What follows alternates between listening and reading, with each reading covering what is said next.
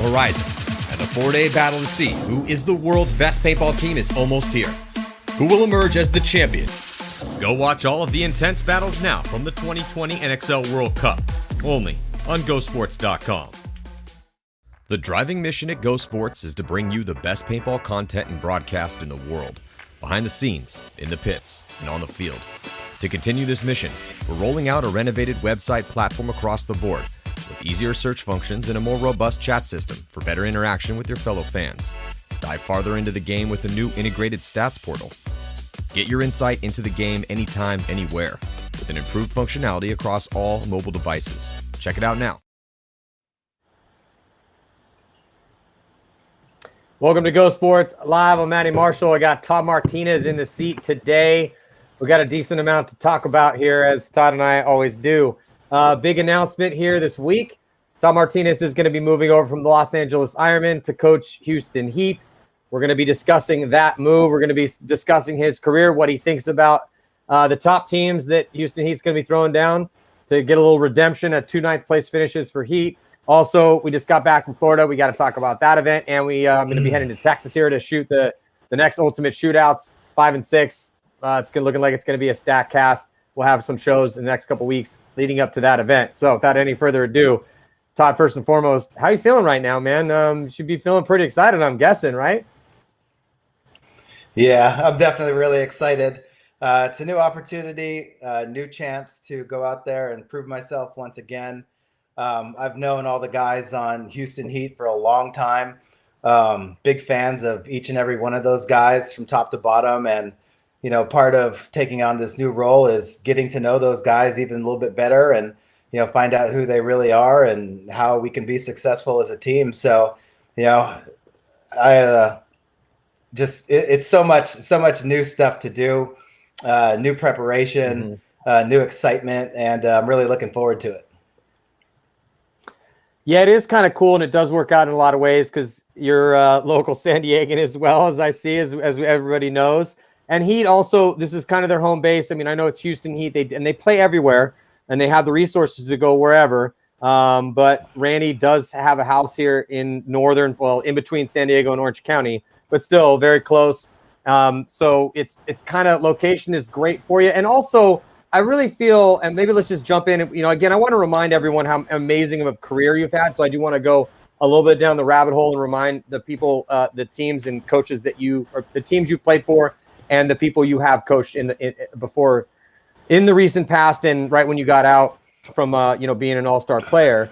But you know, with this move to Houston Heat, the big glaring to me, and I talked to Chad Boucher about this. I had conversations with some of the Heat guys. And, look, Randy had done a competent job. I thought that Ryan actually had done a decent job. It's a tough team to coach. You have a ton of stars, guys that have been incredibly successful, but you're used to that. It's a little bit different than what we saw out of the Ironmen, but you've played on all-star teams, infamous at the time when you were coaching them. That was a team full of some all-stars. You know, you've coached the USA team before, which some of the Houston Heat guys have been on. So, I mean, you're used to kind of being in that environment, both as a player and as a coach. But that is, to me, like kind of the big difference. One, it was obvious. I felt that Houston Heat would probably benefit from having a coach of your caliber, somebody that really can kind of come in there and utilize their experience and kind of organize things just a little bit more, instead of kind of letting it be an audible free-for-all out there, so to speak, sometimes. But let's just kind of start there. You know, so you got a lot of tools to work with on Houston Heat, but a different look than, say, what you won with the Ironmen, and I do want to talk about that a little bit too. But let's just dive in and talk about Houston Heat and the tools you have there. And because it doesn't look like Heat's going to pick anyone up, and it looks like they're going to be rolling the same lineup now for 3 seasons. Obviously, 2 World Cup wins, but 2 ninth place finishes here. So let's talk about the tools you have to work with on Houston Heat. Well, I think number one, the one guy that I have gotten to coach before is Konstantin Fedorov, one of my favorite players over the last 20 years to watch, and having spent a year with him on Breakout Spa, playing in the Millennium Series and NXL Europe, got to know him a little bit better, and how he looks at the game, and he's definitely going to be one of my favorite guys to coach, just because we already have a good relationship, and he's one of the best players to ever play the game. Mishka is also another guy that I've competed against for 10 years and have watched play and have been a huge fan of for long, too many years, too many tournaments, right? And I think those two guys, having been, big fans of theirs and watched them play over the years, it's been great. Then you have the East Coast crew, Ryan, Chad, Sam, those guys. I mean, they've won numerous tournaments on Houston Heat, but I mean, I've competed against them when they were Philly All-Americans, and over the years, we've had so many battles on and off, or not off the field, but on the field. The X-Ball 7-man. I mean, everywhere and anywhere. It's nice to go back and after you've really gone to battle with somebody, really kind of get to know them and who they are and what they're all about. Chad Boucher is a guy that's been a good friend of mine for, years and years. I've watched him claw and scrap and fight his way through the ranks on different teams, just trying to find a spot for himself. And, here we are now in 2020. And, I remember back, from say his Aftershock days, trying to get on the field, but, he's just a perfect example of how hard work and persistence pays off. Devin and Nico, two guys that I think I'm really excited to work with because, I watched them play when they were VCK guys, right? And then, finding their way over here to Houston Heat now. We got Ronnie Dizon, one of the fastest, smartest, most versatile players on the team, I think, and in the league. Can play both sides of the field. Very smart player. I pretty much have all the tools, that I could possibly ask for. And, it just makes things really exciting when, I get the opportunity to come in and all I really got to worry about is figuring out how to get the best out of these guys.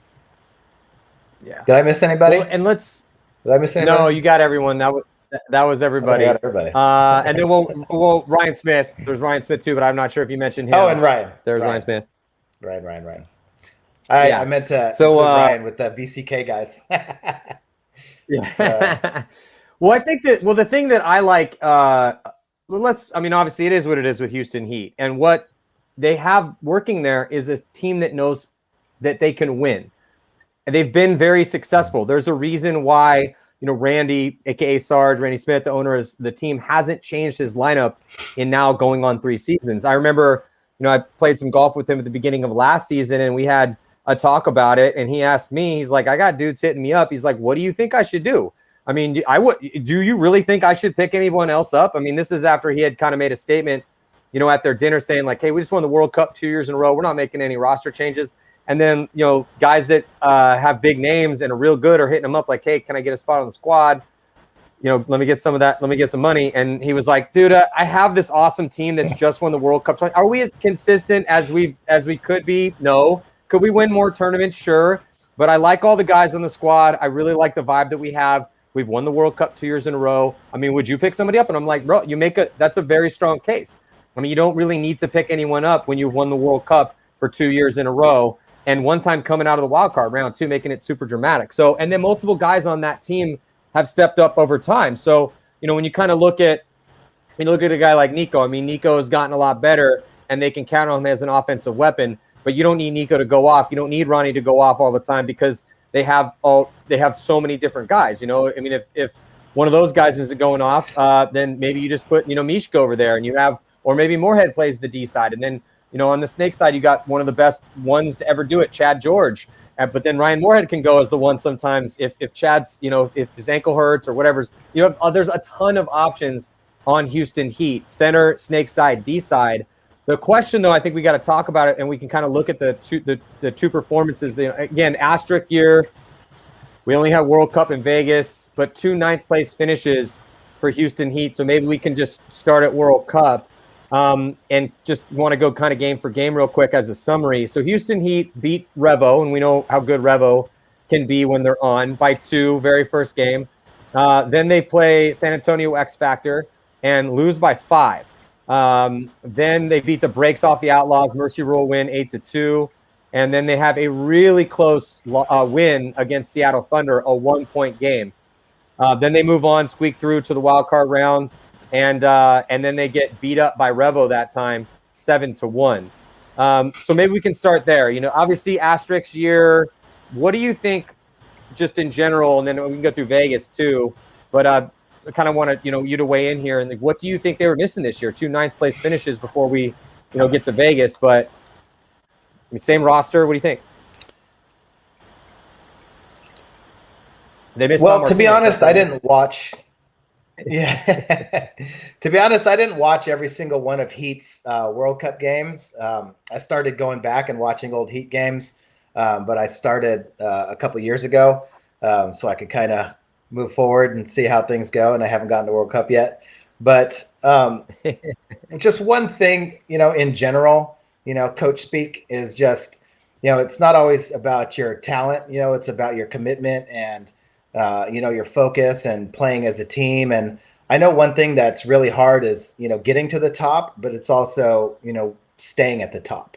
So, a lot of it sometimes is just about, forgetting all the outside noise, the distractions, and just getting back to who you are and remembering who you are and how you got there. And, that's one of the things that I really want to get together with these guys and talk about, is, what drives them, what drives these guys to be the best they can be. What is it that makes these guys want to play to the best of their ability? And, I know that a big thing with Houston Heat is their family, like you were talking about, having, all the moms and dads and grandmas and grandpas, but really, just not changing the roster because they have guys that they believe in and guys that, we understand know what to do. So a lot of times it's really just about making sure that everybody's on the same page, the focus is there. And, sometimes, things get lost when, you win too much, right? It's like watching the Kansas City Chiefs now. I heard Doug Gottlieb on the radio the other day use the reference, it's like they're playing with their food, right? And my kids turned 3 a couple days ago, right? And it's like, I fully understand the reference. It's like, I really want you just to sit down and eat the food. Not sit there and push it around the plate and throw it at your sister and, make a mess and dump some on the floor. It's like Kansas City Chiefs. It's like they could beat anybody anytime. All the talent is there. They know how to win. They've proven it over and over again. It's really about, I think, finding that motivation once again. And, for me, finding out what it is with those guys that makes them tick and making sure that we stay focused. Jason Trozen did a really good job of taking this team to the top and, building that, that foundation when they were a new team. And then when Sam Monville took over, you and I both talked, we didn't really feel like Sam should have not been playing. So I was glad when Ryan took over. But when Ryan took over, Ryan, I also felt like he was playing the best that we had seen him play when he stopped playing and started coaching. So now that I'm getting the opportunity to come in here, I can get all those same guys back in. Nobody's worrying about coaching or sponsorship or roster changes or anything. I can take care of the organization. I got great backing with the family, taking care of all the outside stuff. And all I got to worry about is what goes on the field. And all the players, they have to worry about what goes on the field. So, it's really a lot about relationships and understanding who the guys are and what they need. And I really look forward to this new challenge because all these guys, they're proven winners. And, it's a mentality. Sometimes it's, some guys just can't get there, but these guys have proven time and time again that, they're championship players. They really have. I mean, Heat has won quite a bit since 2012, kind of came on the scene immediately and started chalking up some wins. A little bit different of a team, of course, now heading on to, almost a decade of being a professional squad. But they have maintained essentially a decent core over time. But to me, the pinnacle of the World Cup and the fact that they did win it twice, then coming into this year, 2 ninth place finishes, we can kind of touch on Vegas real quick. They beat Uprising, smashed them 6-0, beat AC Diesel 8-3, and then they beat DMG by 1. And then they lost Impact, and they lost pretty big, 2-8. And then they go in wild card round again, and they lose to Revo again. So Revo kind of a little bit of the Achilles heel as they knocked them out at both events. So that'll be interesting to see when if Heat does match up against Revo at some point in time at the 4 big events this year. But I thought you brought up something that's interesting when you're talking about a team like Houston Heat. So tomorrow we're going to have Joey Bluta on the show, same time, same place, 3 o'clock Eastern or Western time, 6 o'clock Eastern. And I just went down to that event in Florida and watched Tampa Bay Damage look like they were Thanos wielding the Infinity Gauntlet, just disappearing people, bro. It was nasty. I mean, it was just those, they were kind of doing whatever they wanted to. They mercy ruled pretty much everyone they played. I think there was only 2 games they didn't mercy rule, and they gave up, there was like maybe 3 or 4 points that they gave up. I mean, it mostly just was Keith Brown running through, getting 4 and 5 packs.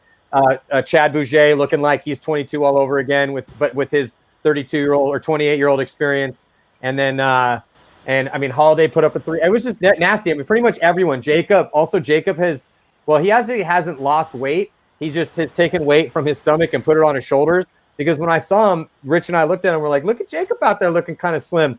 We're like, hey, Jacob, did you lose some weight? And he's like, actually, I weigh the exact same. I'm like, well, it took a lot from your fat stomach and you put it on your shoulders and you're looking pretty good. And because Joey Blute has just been on his ass, texting him constantly saying, hey, have you done anything today to not be fat? Because we really need you to play well, and you're absolutely like one of the best players in the world when you're not fat. So can you please slim down? So Jacob Edwards looked great. He played great, and they just look really motivated. And I think that's kind of, if you look at Damage and how good they looked this past weekend. Now I know they were only tier 1 team there.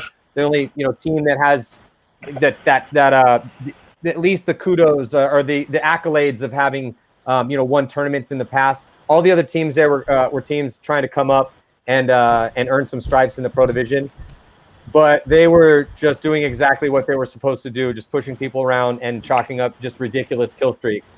But one of the biggest things there is, again, bringing Joey Blute back. Obviously, they got Keith, they got Brad. Brad wasn't even playing because he's still nursing a knee injury, but bringing you on to Heat is kind of like I see, bringing Joey Blute onto Tampa Bay Damage, because you're going to be able to keep these guys motivated and be in their ear to make them be the best incarnation of themselves as a player during this particular part in their career. And I think that's a really cool thing. So I'm looking forward to touching base with Joey tomorrow, because they did look so good. But I really think it's like you kind of touched on it right there. I mean, what's stopping Houston Heat from being Houston Heat?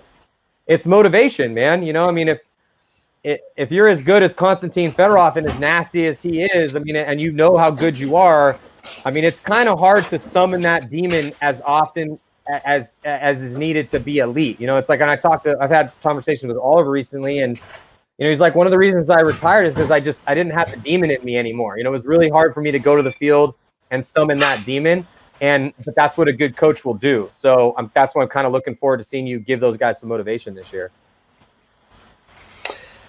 Yeah, I mean, one of the biggest cliches in sports, it's not the will to play the tournament, right? It's the will to go to practice. So, it's everybody loves playing the tournaments. The tournaments always fun. That's where you go and you compete at the highest level. But it's not the will to go out there and play tournaments, because you can pay your entry fee, not practice at all, and go show up. But if you want to win tournaments, then you got to go to practice. You got to grind. You got to put in the time. It's all that effort and hard work going out there, and that's the motivation that you have to find to go out there at practice and do it. Because there's going to be days where you don't want to get up early, you don't want to drive the hour to the field or whatever it is.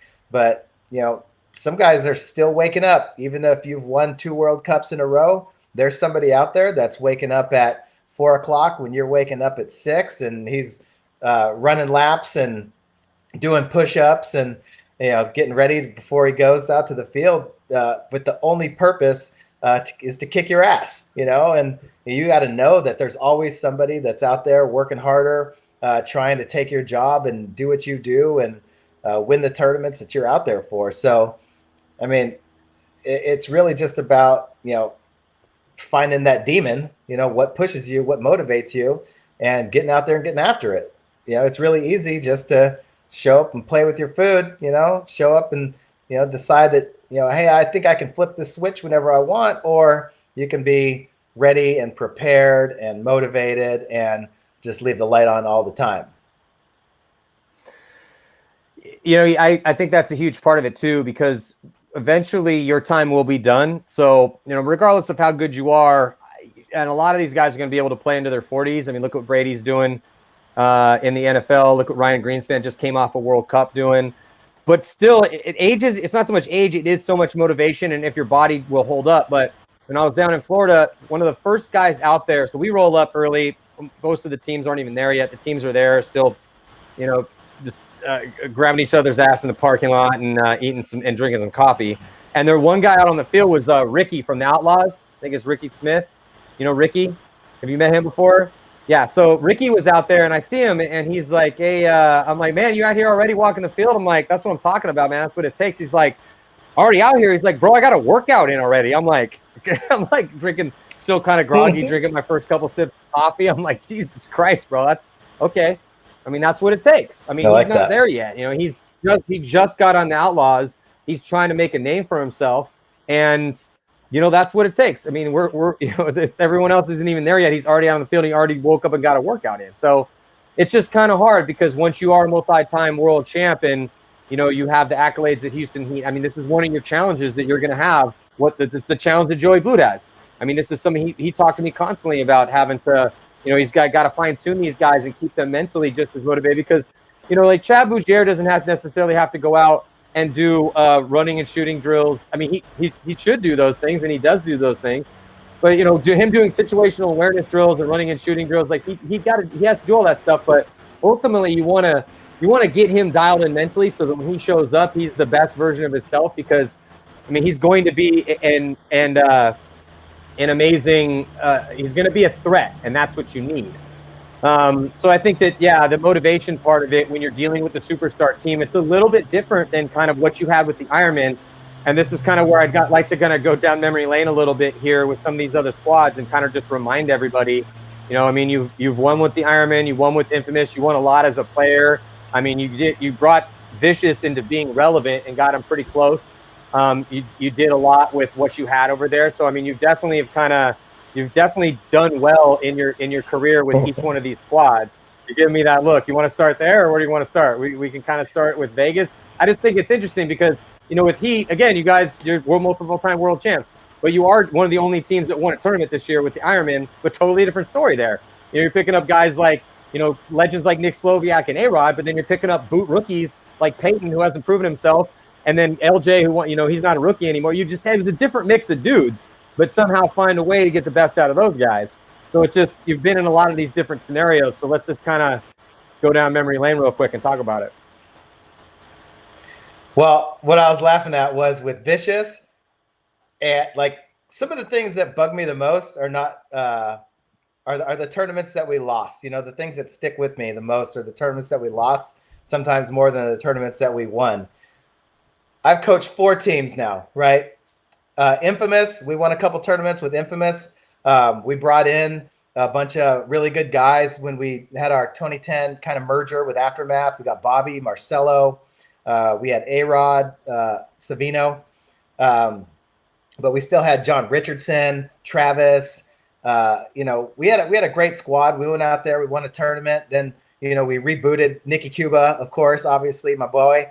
And then, we rebooted at the when we got Damian and Brad, and we ended up winning a tournament in 2012. So different group of guys there, but it really pisses me off, the tournament in Dallas with Vicious, that I really felt like we could have won. But if you go back and watch the tape, there's a lot of bullshit calls in that finals Infamous game that had they been even seen, I thought we really could have had a chance to win that tournament out there. And then the other one was when Fedorov was on breakout with me, and we played the Russians out in Germany. I really felt like we got a super hose job in that one. But I mean, every Millennium Series was people were getting hosed left and right, because of the bullshit reffing that they had going on over there. But so I definitely felt like we could have won tournaments with both of those teams. And then the Ironmen this year, I mean, that was, like you said, we had some veterans and we had some young guys, but, it took 4 years to put a team together like that. And, props to those veterans like Nick and A-Rod that came in and really did a good job. And, the young guys, they're the guys that were on the cusp, that were, younger guys, but had been around for a while, like Thomas and Corey and Dan and Al, guys that had been, working with me for 2 years, 3 years, 5 years, just knowing each other and trying to get better. And then Silos, who I thought, needed another shot to get out there and get spins. I thought he's a very talented guy, but, Peyton, these guys that were young and hungry mixed really well with our guys that I thought were on the cusp of understanding what it takes to be a winning player. And then the guys that have been winners before and have won tournaments, won championships. And I thought that, that was such a good mix of players. But, for ever since I took over the Ironman, it was about finding guys that wanted to be Ironmen and, really work together well and, always put the team first. And that win in Vegas, I thought, was the culmination of all the work that we put in.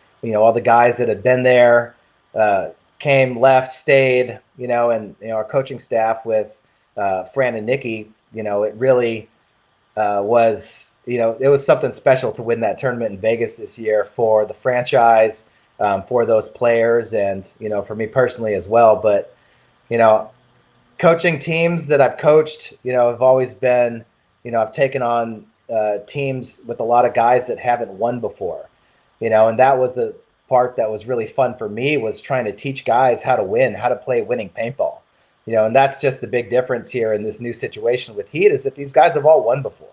So it's not like I got to teach them, those ways. It's really just making sure that they stay focused in the way that they're comfortable to play winning paintball. But, all those other teams that hadn't won, those were the challenges. Those were, a different opportunity, different excitement for me to be able to work with those type of players. But, it's all fun. It's always a learning experience.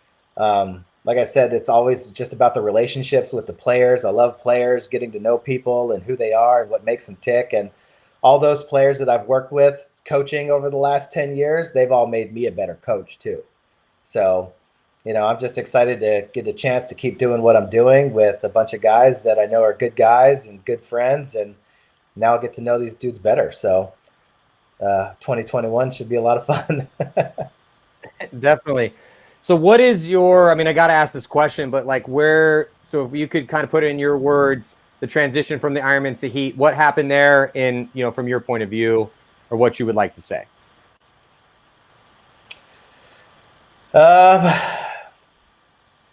I don't know. I don't know. I felt like, got a better job. That's kind of, it's one of those things. It's like anytime that's like, look, you're going to get Houston Heat is a franchise that pays money, man. They need to have champions. Like Randy didn't put that team together to sit in a circle and hum kumbaya, 2 ninth place finishes. Let's get a coach. Again, it's up to you to talk about what you want to talk about. Not everything's for public consumption, but I wouldn't be doing my job if I didn't ask it. At least you can refuse to comment. You can not talk about it, but you did get a little bit of a better job. As much as I love the Ironman, but yeah, at the end of the day, what it came down to was I had already left the Ironman before taking the Heat job. My office was at Dye. I moved out of my office at Dye. I really hadn't been at the office since the pandemic started. So I felt kind of restricted in, my ability to do certain things, and because I'm the type of guy that, supports me, and Dye took care of me for a really long time. And, I wanted to do some other things. And, I felt like I needed to, kind of free myself up, to not be, not have obligations, to certain people or companies or brands, when I'm trying to do stuff, that's fun for my company and the people that work for me every day. So, I stopped coaching the Ironmen, moved out of the pandemic, with our manufacturing having been shut down and then opened again, and then we got shut down again, and then we opened again, and half the people in my plant got COVID, and we had to shut down again. And last year was just a nightmare, and I'm basically still home on lockdown. I go to the grocery store, I go down to production maybe once a week now, but my parents are 70 and 75. My dad's diabetic. My wife's mom has asthma, and I don't want to go out and really force the issue. That's kind of why I stayed home, didn't go to World Cup. I just wanted to really kind of avoid the whole COVID situation with my family. But I talked to Sarge. We had a conversation. It seemed like a good fit, and I decided to take the opportunity, and here we are. I mean, I didn't really expect this. I thought that maybe I would take a little bit more time, and I'm glad that the schedule for the league isn't starting until May. That gives me a little bit more time. There's vaccinations out there, so people are going to be getting vaccinations, and I just felt like that time that I spent at home, the 9 months of 2020 that I spent at home and spent with my family, really kind of made me take a different look about my life and what I was doing, and how I wanted to approach things. And I thought that I kind of needed a reboot. So I left the team, moved out of Dye, and all my guys are working from home now, and our manufacturing plants are back open, and I got some new things on the rise, and nothing but opportunity in front of me. So I'm excited for this year, and I'm gonna give it my all. That's what I do. I pour everything into everything I do. So you can expect nothing less than that from me.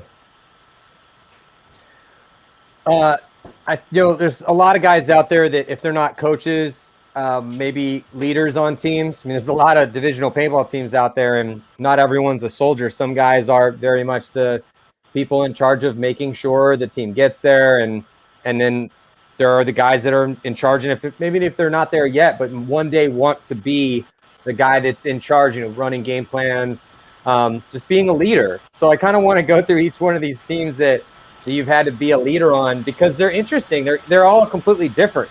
I mean, if you look at Infamous, was a bunch of wild and crazy dudes, very talented, but definitely on that I'm hurting cats type scenario a lot of times. And different incarnate, but I had a couple different incarnations of the team. Then you go to Vicious, totally different vibe with Vicious. Breakout Spa, the Ironmen, and then now Houston Heat. So obviously Heat, you're going to be just getting into that situation.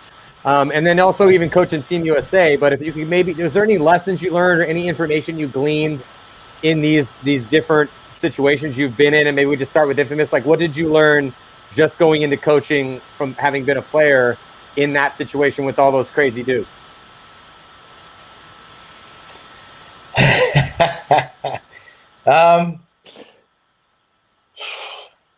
Again, we had a lot of talent with Infamous.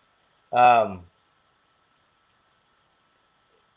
guess the biggest thing, and it's always about culture. It's always about culture. It's about the guys that are there, who they are, the talent you have, and guys buying into the program. Buying into the major goal of what we're trying to achieve here. And so, obviously, Infamous was one of the funnest teams I've ever been on, because Travis is the owner of Infamous, and me and Travis played together on Avalanche. We're really good friends, and but Infamous was definitely exactly how they still are, just wild and crazy. We don't give a shit what you think, F you, we're the bad guys. We don't care, and, we embraced that, right?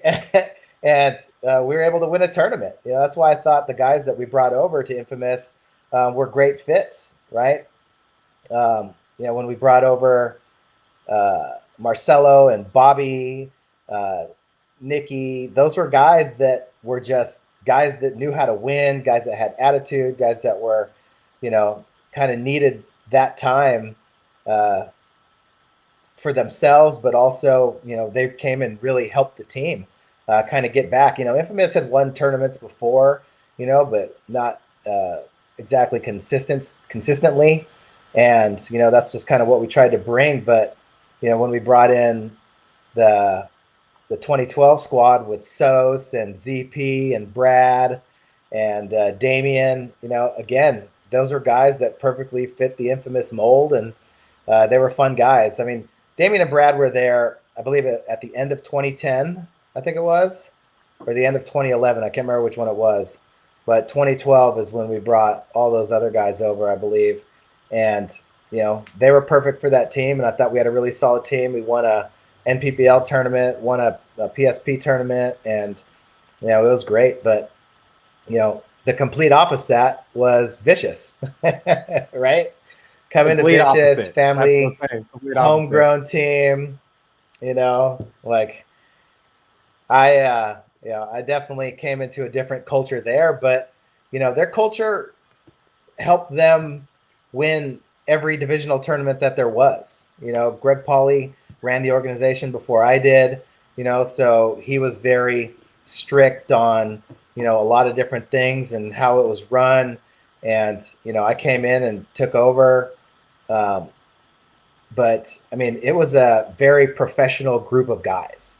The thing that I loved about Vicious was, the Bortles had their standard of how they did things, and the players bought in. They adhered to it. So when I told them to do something, they all jumped up and did it, and that was great. And that's why I thought we had success, because they were all bought into the culture, whatever it is, however it may be. And they believed in each other. They believed in me, and they let me go in there and try and help them be better players, help them be better people.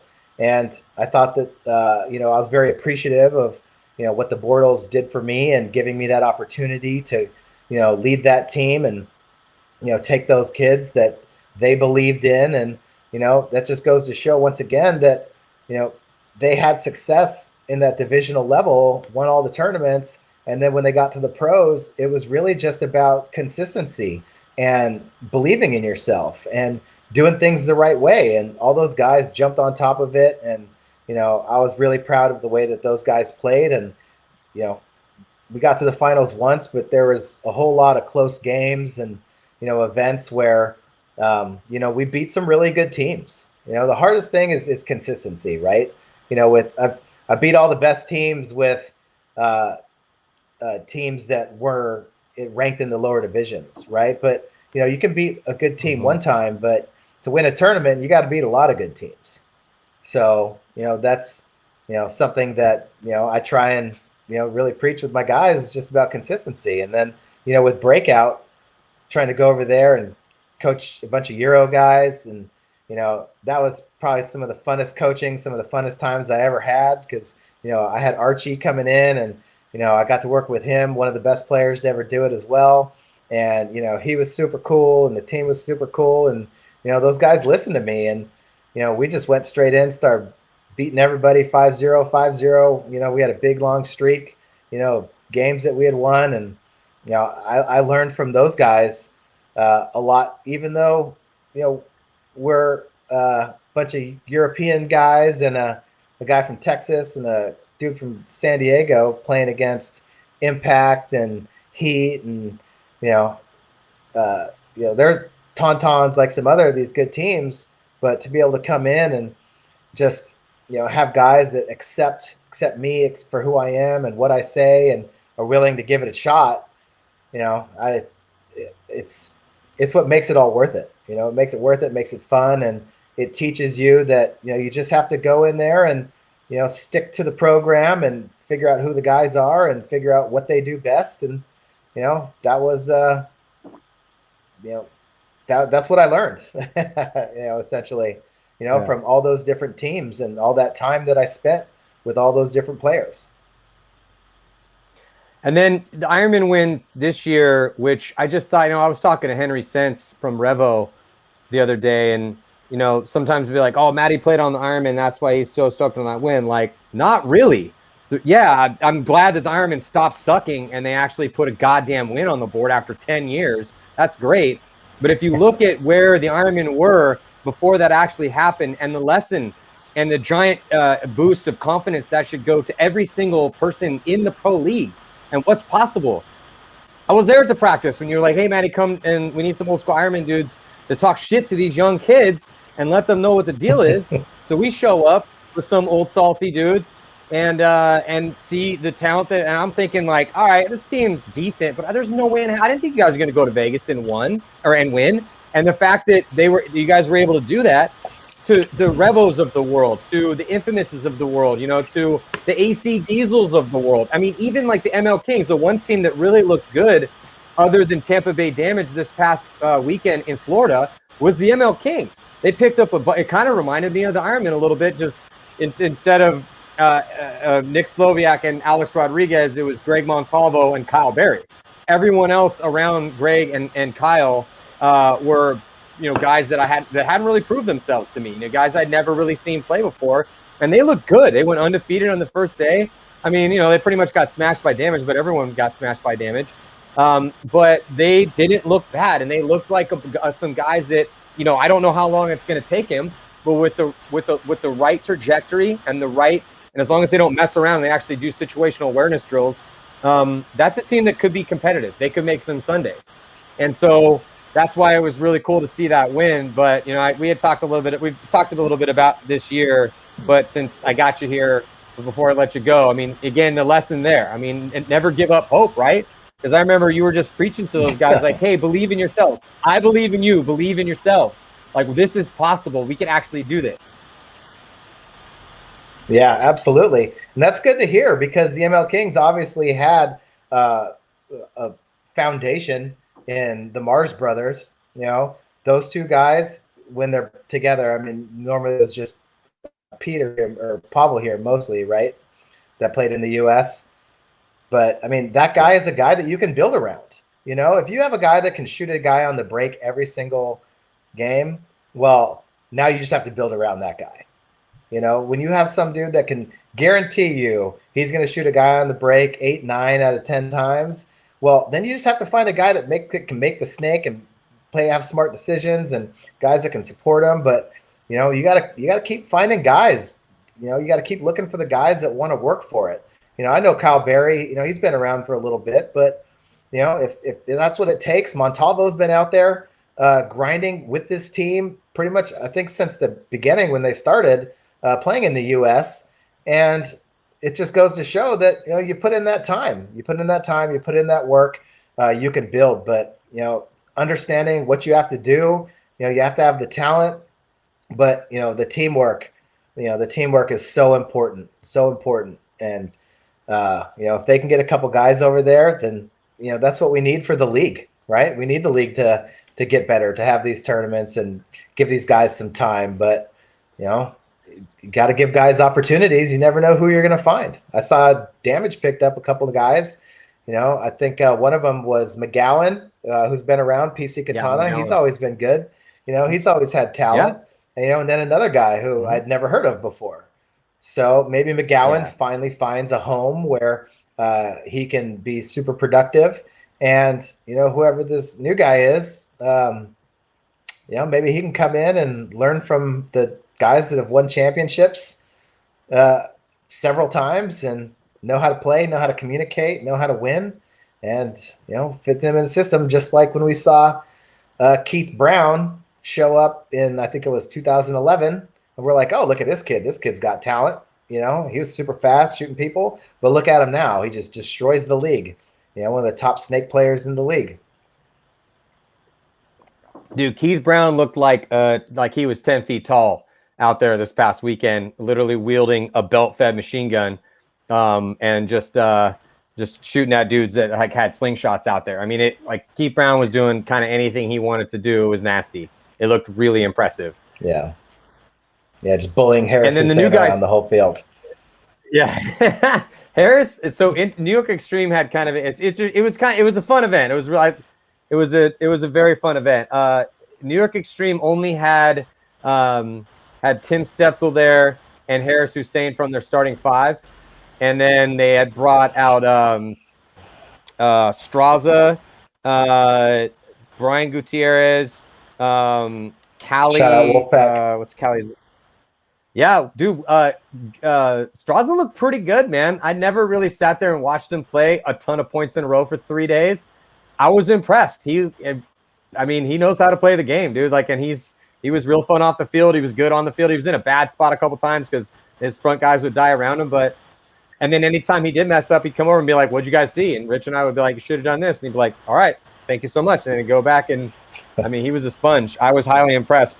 And then Brian Gutierrez and Callie were also, just beasts out there, and I didn't know how long that Brian had been playing. He was like, dude, typical Southern Florida guy saying bro a lot. And then anytime, how we'll say like for real or, yeah, that's true. They just say facts. So you're like, oh, this dude's really good. Facts. Or like you throw something, yeah, facts. But no, they were definitely sponges. Yeah, for sure, facts. And so, but it said that they were both sponges as well too, and they had some really good points. They just couldn't really ever get it together. So they kind of got murdered a little bit in day. Well, they definitely got murdered a ton in day 1. Picked it up a little better in the second part of day 1. But it was not. There's got a lot of guys trying to do their own thing out there. Stetzel only got like 2 hours of sleep the night before, and then he kind of didn't really get off to a great start. But then he started having some really good points later on in the day, and I talked to him afterwards, and he's like, "Oh, dude, I didn't really get a lot of sleep last night." I'm like, "You're 22 years old. You're invincible right now. Enjoy it, dude. It doesn't get any easier than this moving forward." Yeah. But I think Tim could be an elite snake player one day. Tim could really be elite. Anyway, so that was New York Extreme. But yeah, ML Kings, they looked pretty good, man. Energy Elite was hit or miss. Level was hit or miss. Damage was just absolutely outstanding. But yeah, and then Chris Horn and Mike McGowan played pretty well for Tampa Bay Damage. Weren't playing a ton of points. McGowan was kind of a missile. Joey was sending him on a lot of big breakouts.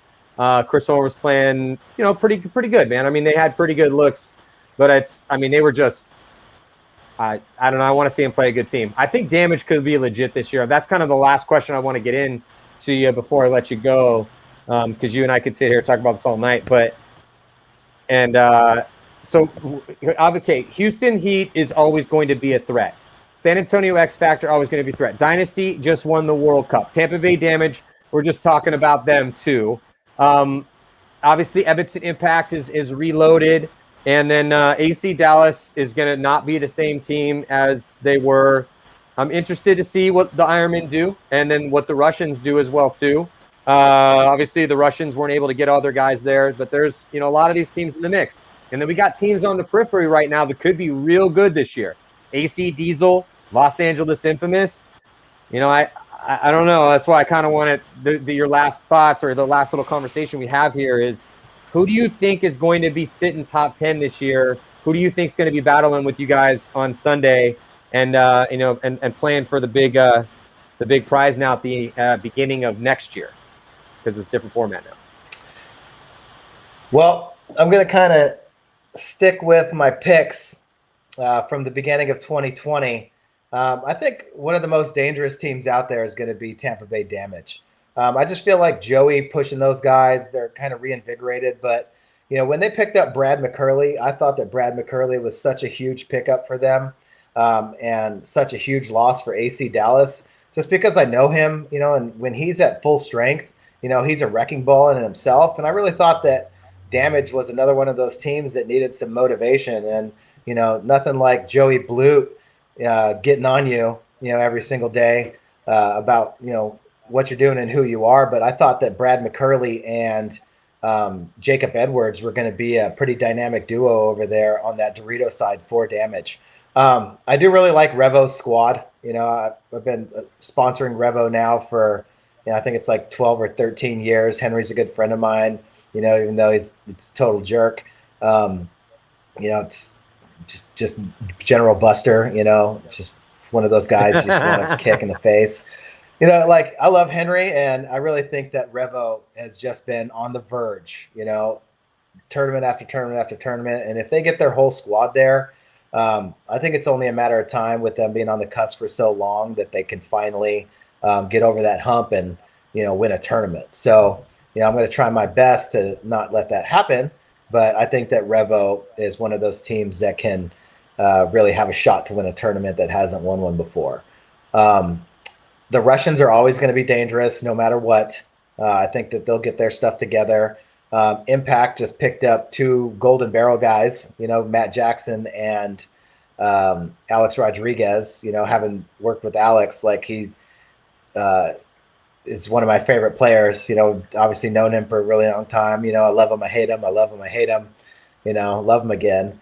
And to put him over there on Impact with all those guys, just strengthen their roster even more. Obviously, half that team, came from my team. I've coached them before, so Trevor, Kyle, Mouse, they got a lot of talent on that side of the field over there right now. But Justin Rabikoff, because he doesn't say very much all the time, gets slept on and sometimes left out of the category of, the best players to ever do it. But, Justin Rabikoff is a bad, bad man. And I just hope that he stays unmotivated to go out there and be the best. So, Impact, Russians, X Factor, right? X Factor's got a great coach, great organization, and Archie, just seems to keep stepping his game up every single year. Billy Bernaccia has proven that he's one of the best snake players in the game. And, Rainey Stanzak, everywhere he goes, he wins. So, when you have that core of guys, then there's a whole lot that they can do. You got little baby cash money, Jesse Stevens over there too, getting, cashing checks, breaking necks, rocking them, all them rings, and what I'm saying, all that platinum, all the rings, from out there in Nolans. But it's going to be, I think it's going to be the usual suspects, the Ironmen, obviously, I have a lot of faith in those guys. I think that, what they did as a team, now they kind of understand that bond. They're all winners now. They all know what it takes to win a tournament and how you need to act and how you need to prepare and what you need to do. So, I expect a lot out of them. Who am I forgetting here? Dynasty, obviously, they're always good. Infamous Dynasty. I'd like to get your thoughts on Diesel. Again, you and I could go off for another hour about Diesel. This, but... Yeah, I like Diesel a lot, just because that they have a bunch of guys that have played together for a long time, and they're the lunch pail guys. Those guys all want to work hard. They have their own Texas swag. They they believe in themselves a lot, and they're a team that if you don't treat them with the respect, coming in to play them, they've shown that they can beat all the good teams. So. They just getting going, and I think we're going to see a lot out of Diesel next year. That's the team that of the newer teams that I'd sleep on the least.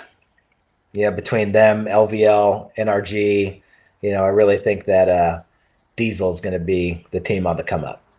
AC is obviously a rebuild. They brought up a lot of the Paintball Fit kids. NYX, they're cool. They got Jerry Caro now. That fat guy, what's his name? Harris. Pat Kraft. He's a baller. So yeah. It's gonna be fun. I like all these teams. I love the competition. Well, I the love thing the is, league. I love the players. So. Well, we're just talking about the usual suspects. It's just the list keeps getting deeper. Because if the ML Kings don't suck this year, that's going to be interesting. Diesel is going to be potentially pretty legit. Again, we're going to be keeping you guys updated on all these, but I've got to let you go here. And then what's DMG going to do? What's Aftermath going to do with him? We're going to have him come on the show here. We're going to be having some Aftermath dudes. We already had Barrett on, but that's a whole new different story too. So I just really I'm always interested because I'm a giant paintball nerd and I'm a sucker for a good story. And there's so many good stories here. And then the Houston Heat story picking you up is definitely going to make it really interesting for them too. Again, with 2 9th places last year, I think they're going to be really motivated, man. I think picking you up is a sign from management and from the team that they're really excited to try to reinvigorate their efforts and put their best foot out there this year. So I'm excited, man. And I'm excited about the year. I'm excited to get things going. It was really fun to go to Florida and see some of these up and coming squads and how they're going to look. I'm excited to see for this the next ultimate shootout that we're going to do. You know, you mentioned J-Rab. J-Rab's going to be there. I mean, kind of the names that are going to be there is Bill Bernaccia, J-Rab, Ronnie Dizon, and Harris Hussein. Those are kind of the top 4 guys. And then we have, 4 more guys that are up and coming, trying to make names for themselves. Sam Silberg from Level, and Christian Collins from the Outlaws. And I mean, and the Buftons, it's, those guys are trying to make a name for themselves, trying to take down some legends. Yeah, it's gonna be an interesting year, man. I'm excited to see you coach Houston Heat and get the most out of those guys, because I feel like they still got a decent amount of runway in front of them, and I still feel like that team can win tournaments here, regardless of what happened last year. I think that's pretty obvious. So yeah, it's gonna be interesting to watch. Any last thoughts? Anyone you want to thank before we sign off, Todd? Anything you want to say? Yeah, I just want to say anything is possible. Monville, Moorhead, 2021. Get your votes in now. The takeover is coming. So big shout out to all my sponsors, all my friends, my baby mama, my real mama, Matt Marshall, my T-shirt, my cell phone, my car, the Padres, everything and everybody. Shout out to y'all, to the Padres, to Tatis, to Manny Machado, to their $300 million contracts, to everybody in Texas, H-Town, all my sponsors. Did I say my sponsors? All my sponsors. Shout out to Tyler Fair from Aesthetic Anodizing. Wait till you see my new gun. Oh, wow. Did we leave it on that right there? Oh, my God. Was that the best mic drop ever? Yeah, wait till you see the new gun, Aesthetic Anodizing, Tyler Fair. Love what he's done over there. Yeah, Todd Martinez. I'm not sure which gun he's talking about. I don't know if it's going to be autocock or if it's going to be a Lux, but I don't know. He's dropping something soon, and it's probably going to be nasty. Anyway, thank you guys so much for joining us. Todd just texted me his computer died. Yeah, thank you guys so much for joining us here in Go Sports Live. We're going to be having Joey Blute come on tomorrow to talk about the Infinity Gauntlet wielding Tampa Bay Damage, who murdered everyone down in Florida. It was really fun to watch. He talked about threats and weapons. He's got a ton on that team right now. They look very motivated. And Brad McCurley wasn't even suited up. He's still making sure his knee's good to go. So, I mean, they didn't even have all their nasty threats out there. So Tampa Bay Damage definitely could be a legit threat to win everything again this year. We will see. Anyway, I like Todd was saying, I mean, the list of the usual suspects and who has a chance, it's getting deep. So 2021 is shaping up to be a real fun year of pro paintball. And again, Joey Blute coming on the show tomorrow. I'm going to Texas Film Ultimate Shootout. We got a lot of awesome stuff coming at you. See you guys tomorrow. For over a quarter of a century, the best paintball teams in the world have gathered in Orlando, Florida at the end of the year to answer a simple question through a hard test. Who is the best on the biggest stage at the last event of the season? Over the years, the World Cup has been the scene of gunfight magic, a place of battle where skills earned through hard work, applied in the biggest of moments, has forged talented names into legend. But this year, the COVID pandemic has deferred dreams, stopped stories, and the entire sport at its highest level was put on hold.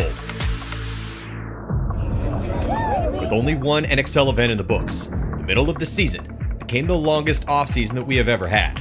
But the brakes are now off. World Cup 2020 is just on the horizon, and the 4-day battle to see who is the world's best paintball team is almost here. Who will emerge as the champion? Go watch all of the intense battles now from the 2020 NXL World Cup, only on Go